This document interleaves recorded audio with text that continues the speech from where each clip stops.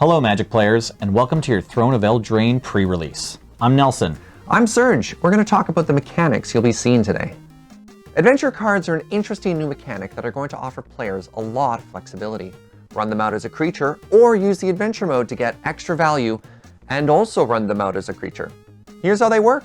An adventure card is a creature card in every zone except the stack, as well as while on the stack if not cast as an adventure. Ignore its alternative characteristics in those cases. If a spell is cast as an adventure, its controller exiles it instead of putting it into its owner's graveyard as it resolves. For as long as it remains exiled, that player may cast it as a creature spell. Very important note.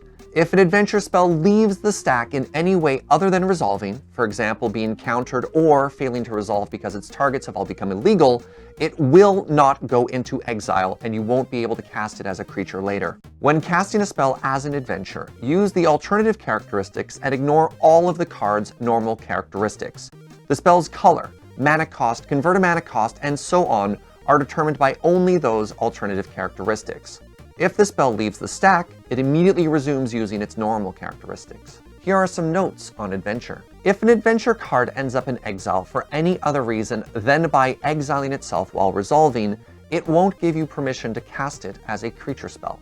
If an effect instructs you to choose a card name, you may choose the alternative adventure name. Consider only the alternative characteristics to determine whether that is an appropriate name to choose. Casting a card as an adventure isn't casting it for an alternative cost.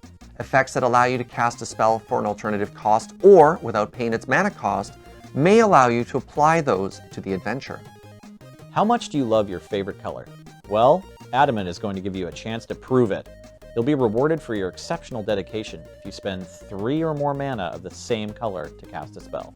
When you cast a spell with Adamant, if you meet the requirements, you'll get an additional effect. If an instant or sorcery spell has an Adamant ability, you perform the spell's instructions in order.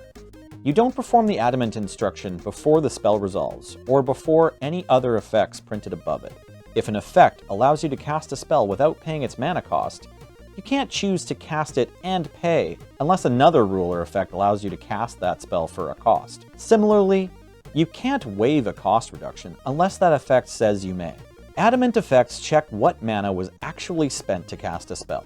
If an effect allows you to spend mana as though it were mana of any color or type, that allows you to spend mana you couldn't otherwise spend, but it doesn't change what mana you spent to cast the spell. If you copy a spell that has an Adamant ability, no mana was spent to cast the copy at all, so that ability won't apply.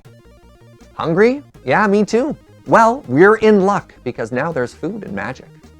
Food is an artifact type. Even though it appears on some creatures, such as Gingerbrute, it is never a creature type. If an effect refers to a food, it means any food artifact, not just a food artifact token. Important reminder, don't eat the delicious cards. Throne of Eldraine also features a returning mechanic, hybrid mana.